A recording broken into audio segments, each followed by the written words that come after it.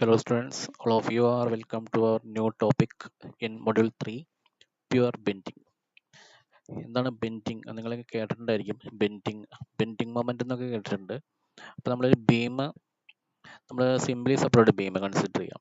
അതായത് രണ്ട് എൻഡിലും സപ്പോർട്ട് കൊടുത്തിട്ടുള്ള ഒരു ബീമിന്റെ സെന്ററിൽ ഒരു ലോഡ് വെച്ച് കഴിഞ്ഞാൽ, സെന്ററിൽ ലോഡ് എന്ന് വെച്ചാൽ പോയിന്റ് ലോഡ് വെച്ച് കഴിഞ്ഞാൽ എന്തായിരിക്കും? അത് ബെൻഡ് ചെയ്യും അല്ലേ? ബെൻഡ് ചെയ്യാന്ന് വെച്ചാൽ എന്താണത്? ഒരു ആർക്ക് ഷേപ്പിൽ അത് താഴേക്ക് സെന്ററിൽ രണ്ട് എൻഡിലും സപ്പോർട്ട് ഉണ്ട്. അപ്പോൾ സപ്പോർട്ട് രണ്ട് എൻഡിലും കൊടുത്തിട്ടുണ്ട്. അപ്പോൾ സെന്ററിൽ ഒരു വെർട്ടിക്കൽ ലോഡ് മുകളിൽ താഴേക്ക് ആക്ട് ചെയ്ത് കഴിഞ്ഞാൽ, ലോഡ് വെച്ച് കഴിഞ്ഞാൽ എന്താണ്? ബീം വളയും താഴേക്ക്. അതിനാണ് നമ്മൾ ബെൻഡ് ചെയ്യാന്ന് പറയുക. അപ്പോൾ അതിന് ബെൻഡിങ് നടക്കും. അതൊരു കർവേച്ചർ വരും. ഒരു കർവ്ഡ് ഷേപ്പിൽ താഴേക്ക് അത് ബെൻഡ് ചെയ്യും. അത് താഴേക്ക് ഒരു കോൺവെക്സ് ഷേപ്പിൽ അല്ലെങ്കിൽ കർവ്ഡ് ഷേപ്പിൽ അത് ബെൻഡ് ചെയ്യും.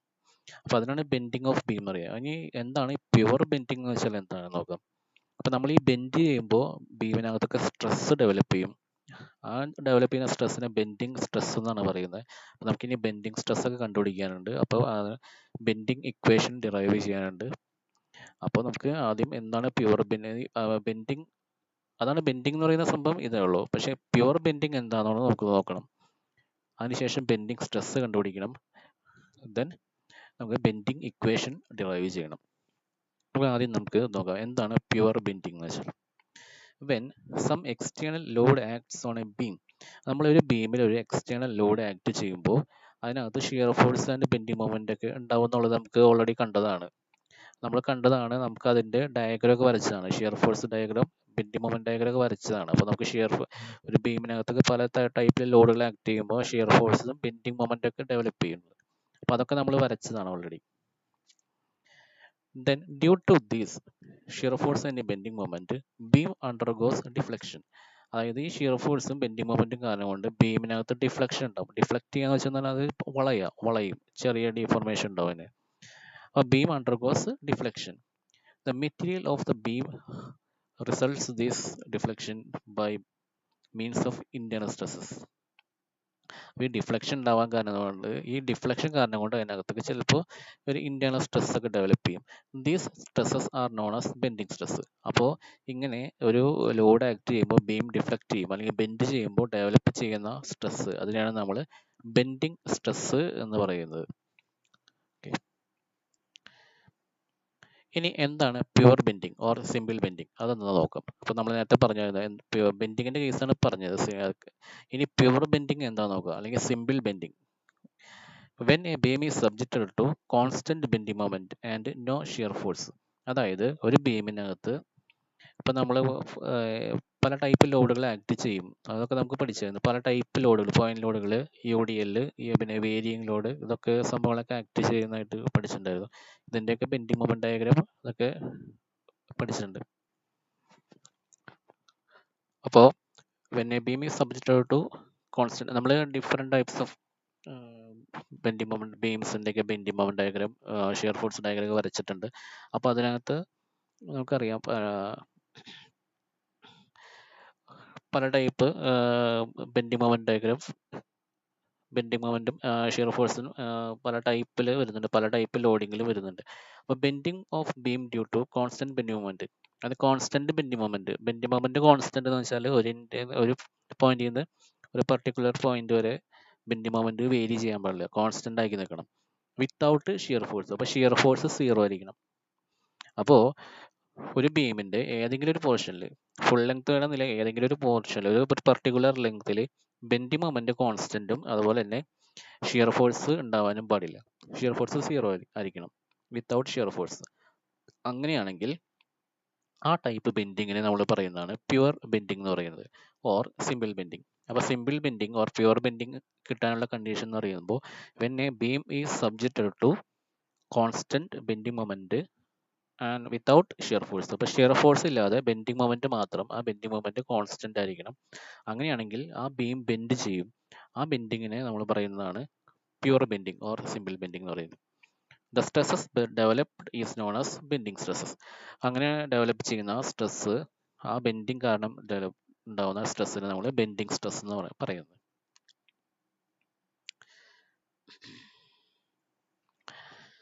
നമ്മളിവിടെ ഒരു ബീം കൺസിഡർ ചെയ്യാം. അപ്പോൾ consider a beam Sean below. അപ്പോൾ ഈ ബീമിനകത്ത് ബീം എ ബിയിനകത്ത് എൻഡിൽ 2 സപ്പോർട്ട് ഉണ്ട്. എൻഡിൽ 2 സപ്പോർട്ട് ഉണ്ട്, എയിലും ബിയിലും. പിന്നെ 2 ലോഡ് ഡബ്ല്യു എന്ന് പറഞ്ഞ 2 ലോഡ് ആക്ട് ചെയ്യുന്നുണ്ട്. രണ്ടും ഈക്വൽ ലോഡാണ്. ഇത് ആക്ട് ചെയ്യുന്നുണ്ട്. ഈ ഡിസ്റ്റൻസ് എയും ഈ ഡിസ്റ്റൻസ് എയും ആണ്. Total length L. അപ്പോൾ ഇവിടെ സപ്പോർട്ട് റിയാക്ഷൻസ് കിട്ടിയിട്ടുണ്ട്. സപ്പോർട്ട് റിയാക്ഷൻസ് എന്ന് പറയുന്നത് R B is equal to W ആയിരിക്കും. അതുപോലെ തന്നെ R A is equal to W ആയിരിക്കും. കാരണം എന്താണ്, ആർ എ ആർ ബി എന്ന് പറയുന്നത് രണ്ടും ഡബ്ല്യു തന്നെ ആയിരിക്കും. ഇവിടെ ഡബ്ല്യു ആണ് ആക്ട് ചെയ്യുന്നത്, ഇവിടെയും ഡബ്ല്യു ആയിരിക്കും ആക്ട് ചെയ്യുന്നത്. അപ്പോൾ ടോട്ടൽ ലോഡ് എന്ന് പറയുന്നത് ഈ ഡബ്ല്യു എന്നുള്ളത് ഈക്വൽ, രണ്ടും equal distance from A and B ആണ്. അപ്പോൾ ഈക്വൽ ആയിട്ട് ഷെയർ ചെയ്ത് പോകും. അപ്പോൾ ഇവിടെയും ഡബ്ല്യു വരും, ഇവിടെയും ഡബ്ല്യു വരും. അപ്പോൾ അത് ഇക്വിലിബ്രിയത്തിലെ ഇതിൻ്റെ നമ്മൾ ഈ ബീമിൻ്റെ bending moment diagram, shear force diagram വരച്ചു കഴിഞ്ഞാൽ അത് എങ്ങനെയിരിക്കും, ഇതുപോലെ ഇരിക്കും. കണ്ടോ? ഇപ്പോൾ ഇവിടെ ഷിയർ ഫോഴ്സ് എന്ന് പറഞ്ഞാൽ ഡബ്ല്യു ആണ്. അത് എത്രയും വരെയുണ്ട്, സി വരെ, അത് നെഗറ്റീവ് കിട്ടും. അപ്പോൾ ഇവിടെ ഷിയർ ഫോഴ്സ് ബി തൊട്ട് ഡി വരെ അത് പോസിറ്റീവ് ആണ്. പക്ഷേ in between C and D എന്ന് പറയുന്നത് ഷിയർ ഫോഴ്സ് 0 ആണ്. പക്ഷെ അവിടെ ബെൻഡിങ് മൊമെന്റ് നോക്കിയേ, ഇവിടുന്ന് ഡബ്ല്യു എ ആണ് ബെൻഡിങ് മൊമെന്റ്. അത് ഇവിടെ തൊട്ട് ഇത്രയും വരെ ബെൻഡിങ് മൊമെന്റ് ഡബ്ല്യു എ തന്നെയാണ്, കോൺസ്റ്റന്റ് ബെൻഡിങ് മൊമെന്റ് ആണ്. അപ്പോൾ സി തൊട്ട് ഡി വരെ ബെൻഡിങ് മൊമെന്റ് കോൺസ്റ്റന്റ് ആണ്. അതുപോലെ എന്താണ്, ഷിയർ ഫോഴ്സ് 0 ആണ്. അപ്പോൾ in between C and D എന്ന് പറയുന്നത് അവിടെ ബെൻഡ് ചെയ്യും. അപ്പോൾ ഇവിടെ ഈ 2 ലോഡ് കൊടുത്തു കഴിഞ്ഞാൽ ബീം ഇങ്ങനെ ബെൻഡ് ചെയ്യുമല്ലോ, എന്ന് ബിയിലേക്ക് ഇങ്ങനെ ബെൻഡ് ചെയ്യും, ഇങ്ങനെ ബെൻഡ് ചെയ്യും. അപ്പോൾ ഉണ്ടാകുന്ന bending between C and D എന്ന് പറയുന്നത് പ്യുവർ ബെൻഡിങ് ആണ്. കാരണം എന്ന് വെച്ചാൽ എന്താണ്, ഇവിടെ shear constant bending moment and shear force 0 കണ്ടീഷനിലാണ് ബെൻഡിങ് നടക്കുന്നത്. അതുകൊണ്ട് ഈ bending between C and D എന്ന് പറയുന്നത് പ്യുവർ ബെൻഡിങ് ആണ്, ഓർ സിമ്പിൾ ബെൻഡിങ് ആണ്. Okay. From the shear force diagram, നമ്മൾ shear force and bending moment diagram വരച്ചു കണ്ടില്ലേ നേരത്തെ. അതിൽ നിന്ന് we can see that between C and D, സിക്കും ഡിക്കും ഇടയിൽ no shear force is acting and bending moment is constant. Therefore, the bending of portion CD is taken place at constant bending without shear force. Therefore, the portion CD is under pure bending. അപ്പോൾ pure ബെൻഡിങ്ങിലാണ്. അപ്പോൾ നമ്മൾ ഇതൊരു beam consider ചെയ്തേക്കുന്നതാണ്. അപ്പോൾ consider A portion of beam A B C D. ഇതൊരു ബീമാണ് കേട്ടോ. ബീമിന്റെ length ഒന്നും പറഞ്ഞിട്ടില്ല. അപ്പോൾ ഇവിടെ നമ്മളൊരു കട്ട് ചെയ്തിട്ടുണ്ട്, ഇവിടെയും കട്ട് ചെയ്തിട്ടുണ്ട്. അപ്പോൾ ഇങ്ങനെയുള്ള ബീമിന്റെ ഒരു പോർഷൻ, ഒരു ചെറിയ portion A B C D എന്നുള്ള ഒരു ചെറിയൊരു പോർഷൻ കൺസിഡർ ചെയ്യുക. അപ്പോൾ consider portion of beam A B C D of length D X. അപ്പോൾ അതിന്റെ ലെങ്ത് ഡി എക്സ് ആണ്. അപ്പോൾ നമ്മൾ കൺസിഡർ ചെയ്തേക്കുന്ന ബീമിന്റെ ഈ പോർഷന്റെ ലെങ്ത് എന്ന് പറയുന്നത് ഡി എക്സ് ആണ്. Subjected to pure bending. അപ്പോൾ ഈ ബീം സബ്ജക്റ്റഡ്, ഇവിടെ ഒരു ലോഡ് ആക്ട് ചെയ്തിട്ട് ഇതിനെ സബ്ജക്റ്റഡ് ടു പ്യുവർ ബെൻഡിങ്. അപ്പോൾ ഈ ബീമിനെ ഇത് ബെൻഡ് ചെയ്യാൻ പോവാണ്. ഫിഗർ എയിൽ കാണുന്നുണ്ട്. ഫിഗർ എയിൽ ഇപ്പോൾ ഈ ബീം കാണിച്ചിട്ടുണ്ട്. ഇനി ഈ ബീം ബെൻഡ് ചെയ്യാൻ പോവാണ്. ദെൻ ബെൻഡ് ചെയ്തതിന് ശേഷം ഈ ബീമിന്റെ ഷേപ്പ് ഫിഗർ ബിയിൽ കാണിച്ചത്. ആഫ്റ്റർ ബെൻഡിങ് ഇത് ബെൻഡ് ചെയ്തൊരു കർവ്ഡ് ഷേപ്പിലായി. ഇത് ബെൻഡ് ചെയ്തിട്ടൊരു കർവ്ഡ് ഷേപ്പിലായി. ദെൻ എന്താ നടക്കുന്നത് നോക്കിയേ. Top layer A C has deformed to shape A dash C dash. ഇത് ഇങ്ങനെ താഴേക്ക് ബെൻഡ് ചെയ്ത് കർവ്ഡ് ഷേപ്പിലാവുമ്പോൾ എ സി എന്നുള്ള ലെയർ ഇവിടെ കണ്ട ബെൻഡ് ചെയ്തൊരു കർവ് ആർക്ക് ഫോമിലായി. ആർക്ക് എന്ന് പറയുമ്പോൾ എന്താണ്, എ ഡാഷ് സി ഡാഷ് എന്നുള്ള ആർക്ക് ഫോം. അപ്പോൾ ആഫ്റ്റർ ബെൻഡിങ് എ ഡാഷ് ആയി, സി ഡാഷ് ആയി. പക്ഷേ എ ഡാഷ് സി ഡാഷ് എന്നുള്ളത് ആർക്കായിട്ട് ഡിഫോം ചെയ്തു. അതുപോലെ ബോട്ടം ലെയർ ബി ഡി, ഈ ബോട്ടം ലെയർ ബി ഡി എന്നുള്ള ഈ ബോട്ടം ലെയറും ഇതുപോലെ തന്നെ ഒരു ബെൻഡ് ചെയ്യുന്നതിന് ശേഷം എന്താണ്, ആർക്കായിട്ട് ഡിഫോം ചെയ്തു. അതായത് ബി ഡാഷ് ഡി ഡാഷ് എന്നുള്ള ആർക്കായിട്ട് അത് ഡിഫോം ചെയ്തു. B dash D dash. This layer has been elongated. അതായത് ഇവിടെ എന്താ സംഭവിക്കുന്നത് വെച്ചാൽ ഈ എ സി എന്നുള്ള ആർക്ക് താഴേക്ക് വളയുമ്പോൾ എ സി എന്നുള്ളത് ഒരു ആർക്കായിട്ട് മാറും. ഇനീഷ്യൽ അത് സ്ട്രെയിറ്റ് ലൈൻ ആയിരുന്നു, പിന്നെ അത് ആർക്കായിട്ട് മാറുമ്പോൾ അതെന്താണ്, അതൊന്ന് കംപ്രസ് ചെയ്യും, അല്ലേ, അന്ന് കോൺട്രാക്ട് ചെയ്യണം, കംപ്രഷൻ വരും ഇതിനകത്ത്. പക്ഷേ ബി ഡിക്ക് എന്താ സംഭവിക്കുന്നത്, ബി ഡി അങ്ങോട്ടും ഇങ്ങോട്ടും മൂവ് ചെയ്യുന്നത്. അപ്പോൾ അതെന്താണ്, സ്ട്രെച്ച് ചെയ്യാണ്. അപ്പോൾ ബി ഡി സ്ട്രെച്ച് ചെയ്ത് ബി ഡാഷ് ഡി ഡാഷ് എന്നുള്ള ബി ഡിയുടെ ലെങ്ത്തിനാണ് കൂടുതലായിരിക്കും ബി ഡാഷ് ഡി ഡാഷ്. അത് സ്ട്രെച്ച് ചെയ്യാണ്. അതായത് ടെൻസൈൽ ഫോഴ്സ് വരും ബി ഡാഷ് ഡി ഡാഷിനകത്ത്. അപ്പോൾ നടക്കുന്നത് എന്താണെന്ന് നോക്കി. Now it is clear that some layers are shortened and some layers are elongated. അതായത് ഈ എ സി എന്നുള്ളത് ലെങ്ത് കുറയും. ഇതിങ്ങനെ വളയുമ്പോൾ ഇവിടെ ഷോർട്ടനിങ് നടക്കും എ സി. അപ്പോൾ എ സിയുടെ ലെങ്ത് ഷോർട്ടൻ ചെയ്യും. അതുപോലെ തന്നെ ബി ഡിയുടെ ലെങ്ത് എന്താണ് ഇലോങ്ങേറ്റ് ചെയ്യും. ബി ഡിയിൽ ഇലോങ്ങേഷൻ നടക്കും. In between these there is a layer passing through NN which is neither shortened or elongated. അപ്പോൾ ഇങ്ങനെ നടക്കുമ്പോൾ എന്ന് വെച്ചാൽ അപ്പോൾ നമുക്കറിയാം ഇതിങ്ങനെ കർവ് ബെൻഡ് ചെയ്ത് കർവ് ആവുന്ന സമയത്ത് എ സി എന്നുള്ള ആ ലെയർ ടോപ്പ് ലെയർ എന്നാണ് ഡിഫോം ചെയ്യും. എങ്ങനെ ഡിഫോം ചെയ്യാണ്? അത് ഷോർട്ടൻ ചെയ്യും, കംപ്രസ് ചെയ്യും. അപ്പോൾ കംപ്രസീവ് സ്ട്രെസ് ഉണ്ടാവും അവിടെ, അത് ഷോർട്ടൻ ചെയ്യും. ബി ഡി എന്നുള്ളത് എന്താണ് ഇലോങ്ങേറ്റ് ചെയ്യും.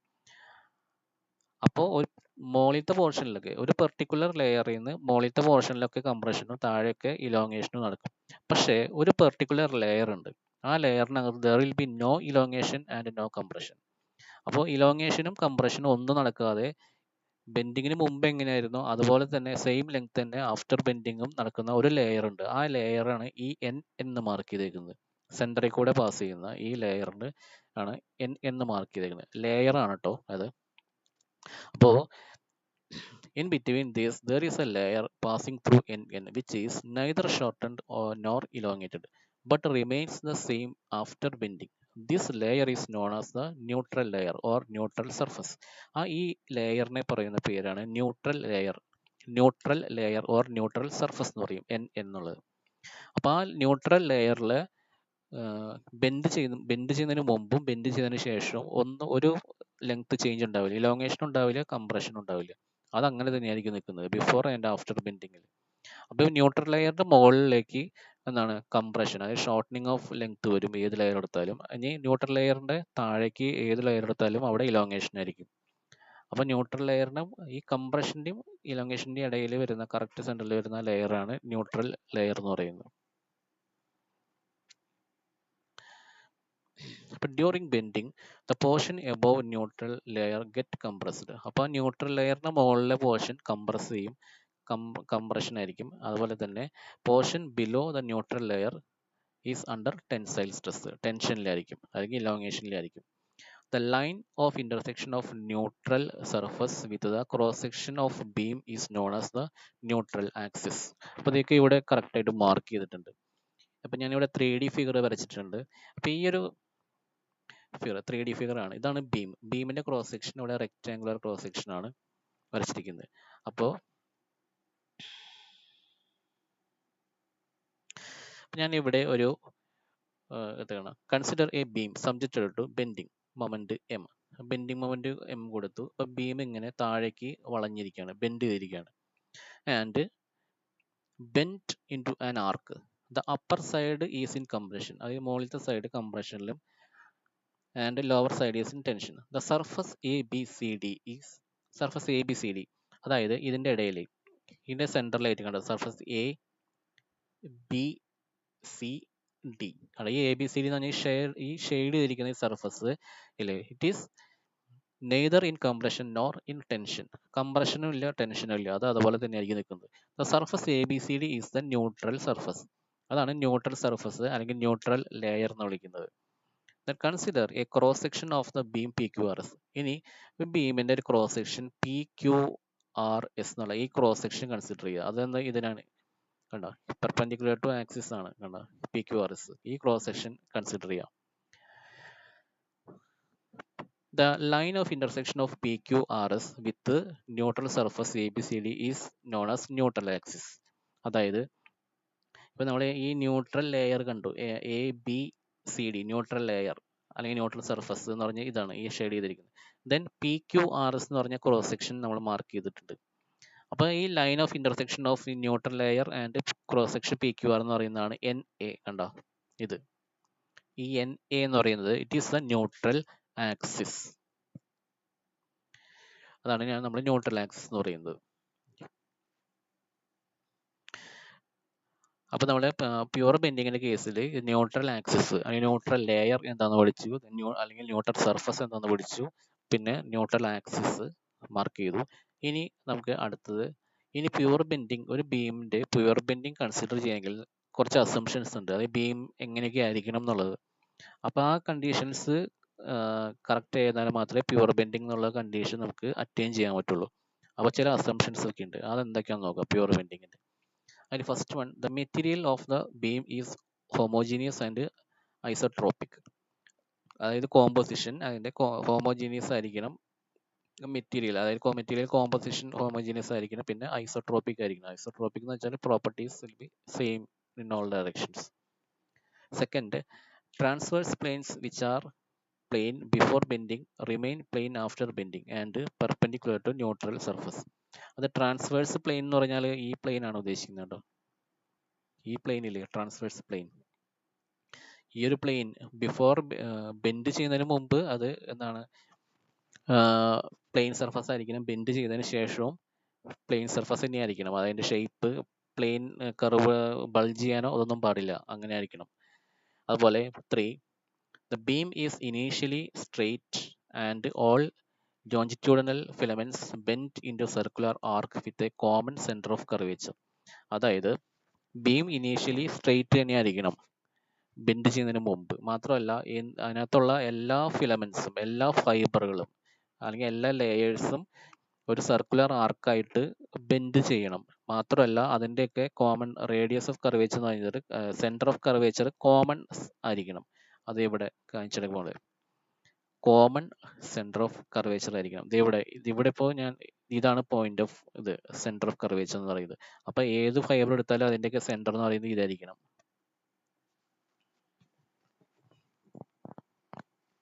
അടുത്ത അസംഷൻ എന്ന് പറയുന്നത് fourth one, the beam is symmetric about vertical longitudinal plane passing through vertical axis of symmetry. Beam എന്ന് പറയുന്നത് സിമെട്രിക് ആയിരിക്കണം അബൌട്ട് വെർട്ടിക്കൽ ലോഞ്ചിറ്റ്യൂഡിനൽ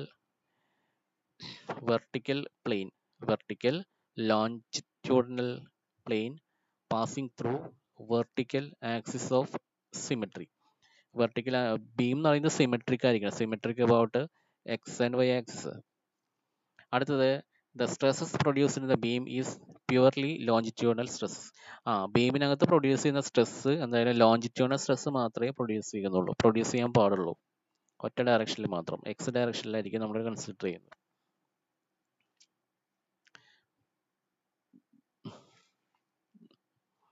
ഇപ്പോൾ ഇവിടെ ഒരു ബീം അപ്പോൾ consider A small length dx of the beam subjected to pure bending.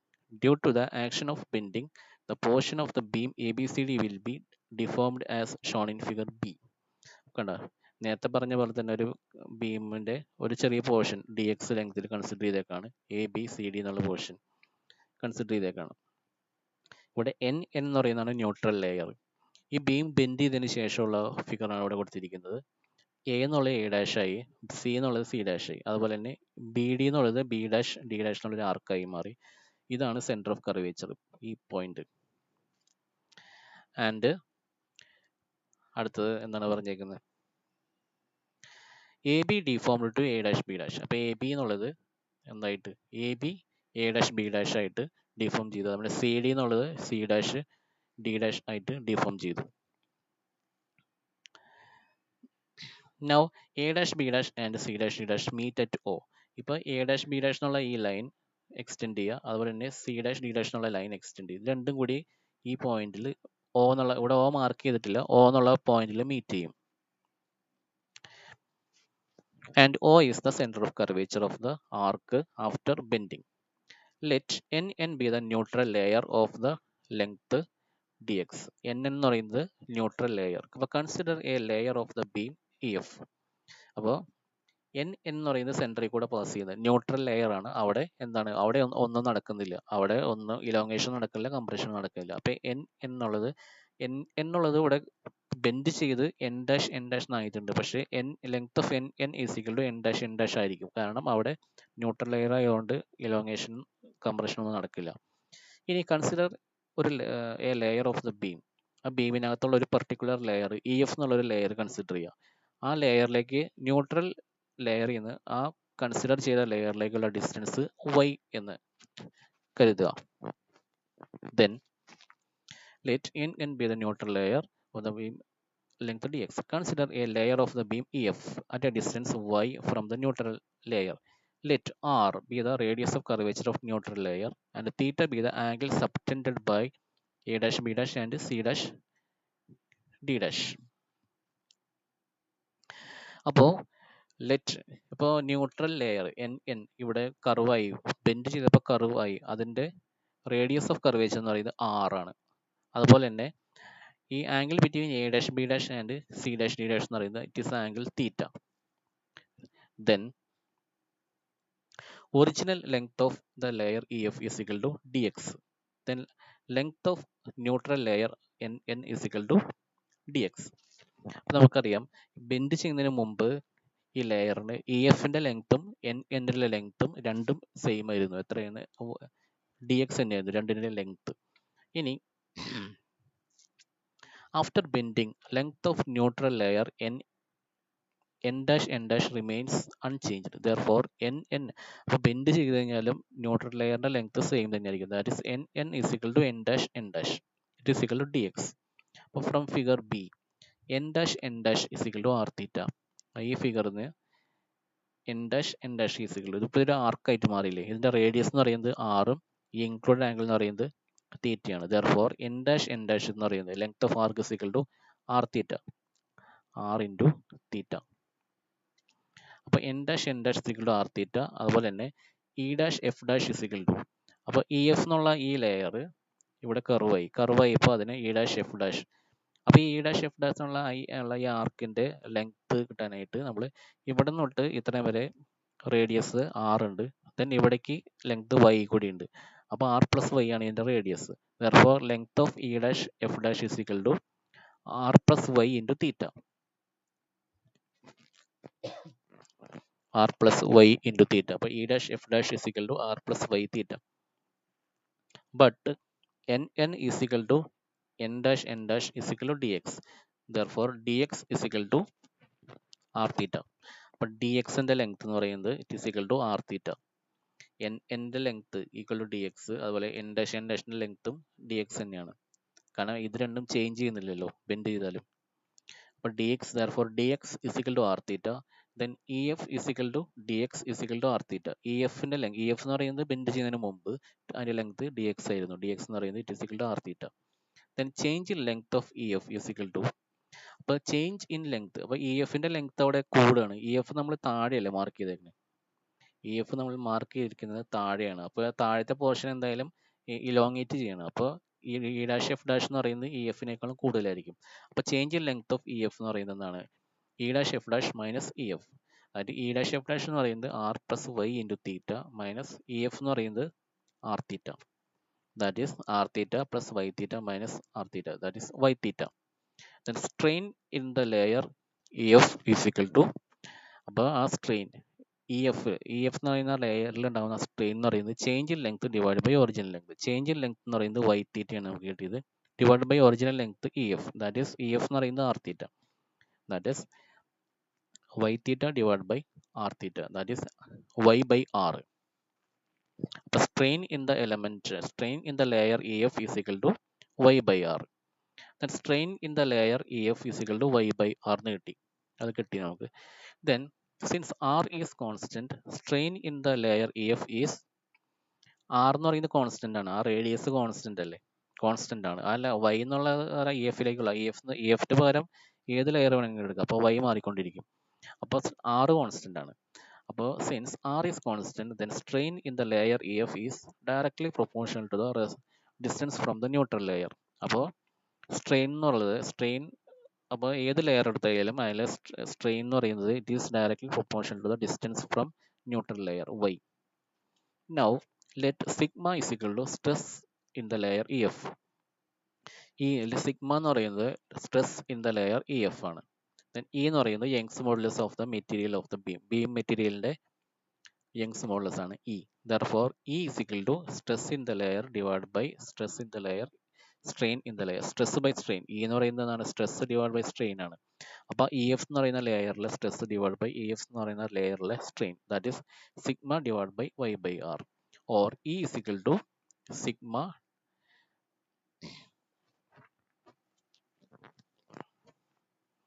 Sigma divide by y by r ആണ് ഇവിടെ, or sigma by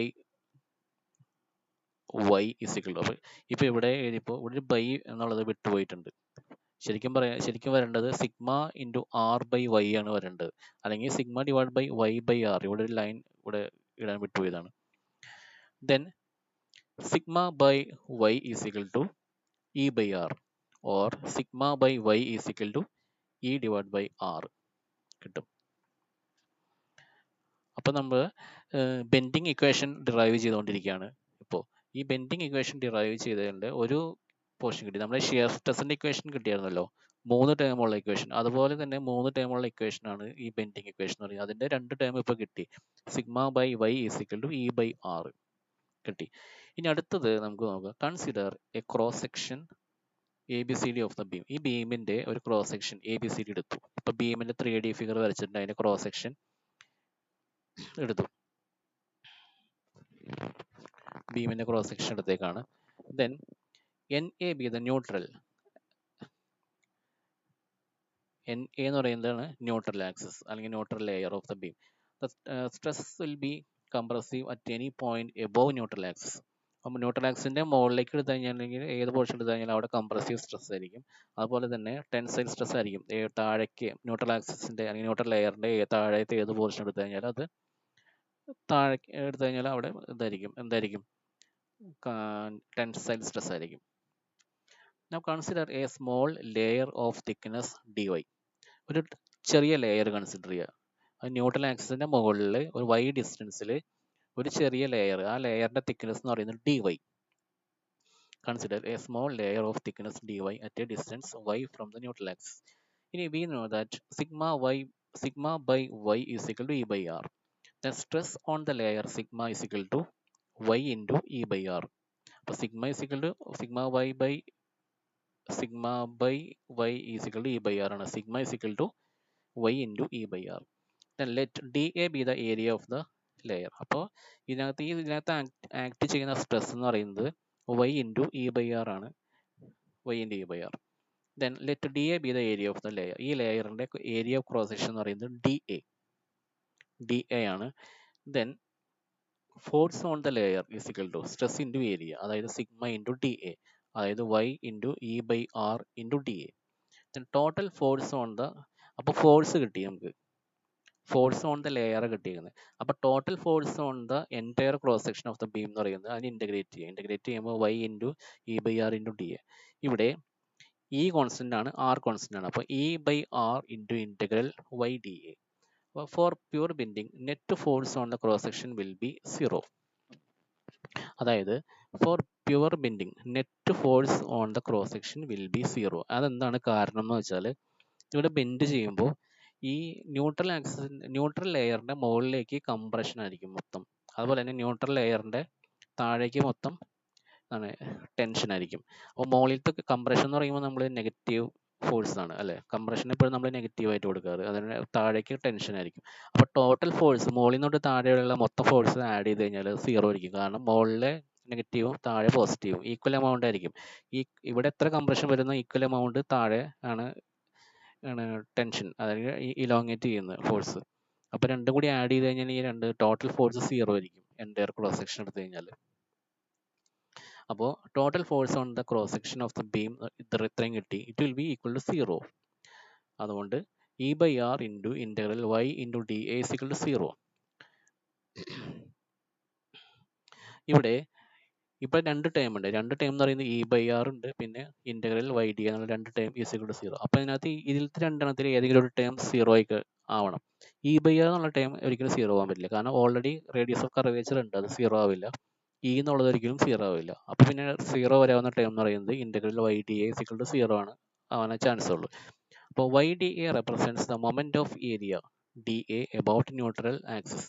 then integral y dA എന്ന് പറയുന്ന term represents the total moment of the entire cross section area about neutral axis.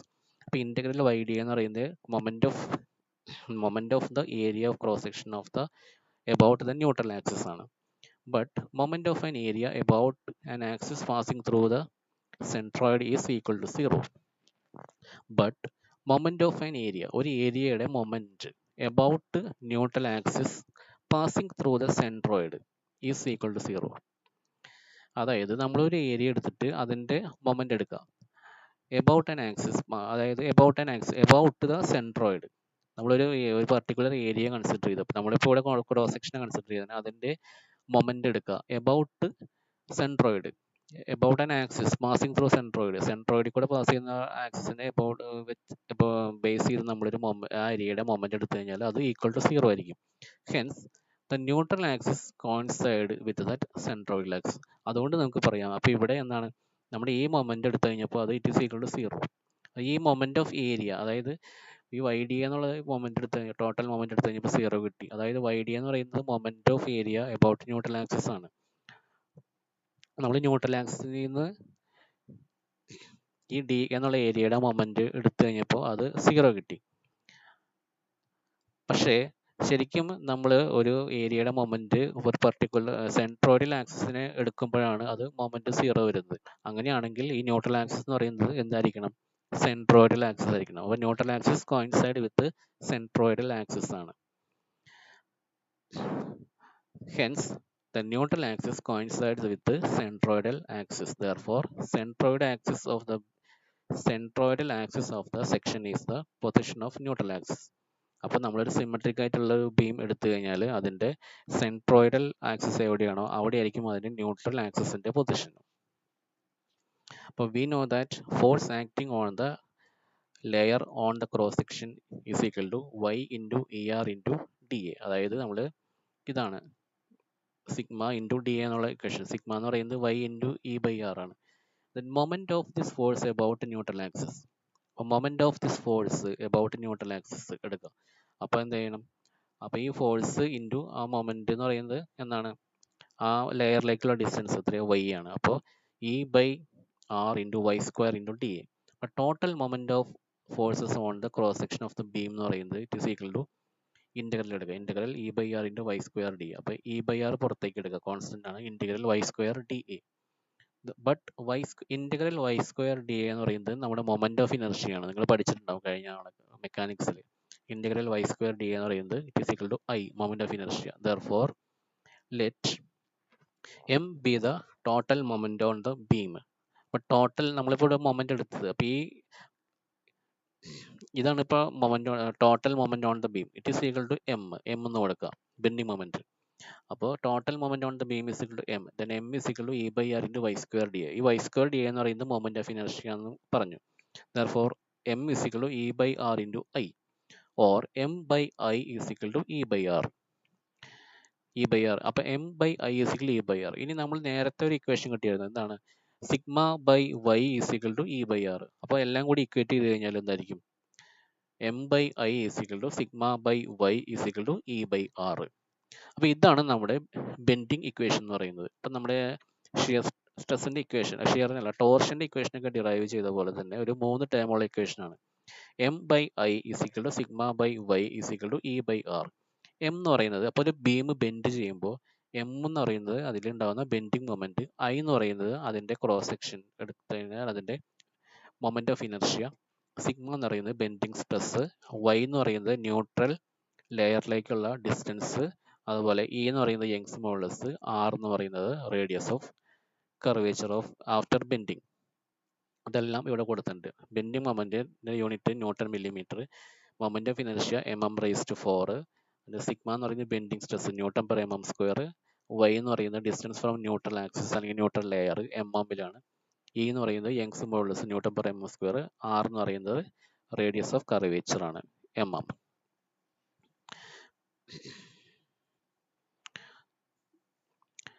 അപ്പം നമുക്ക് ഇന്നത്തെ class ഇവിടെ stop ചെയ്യാം. അടുത്ത പോർഷൻ നമുക്ക് അടുത്ത ക്ലാസ്സിൽ കണ്ടിന്യൂ ചെയ്യാം. ഇത്രയും നിങ്ങൾ ഡെറിവേഷൻസ് ചെയ്ത് പഠിക്കുക. ആ ഡെറിവേഷൻ ഇമ്പോർട്ടൻ്റ് ആണ്. നമ്മുടെ ഇത് ബെൻഡിങ് ഇക്വേഷൻ, ഫ്ലെക്സുറൽ ഫോർമുല എന്ന് പറയും അതിനെ.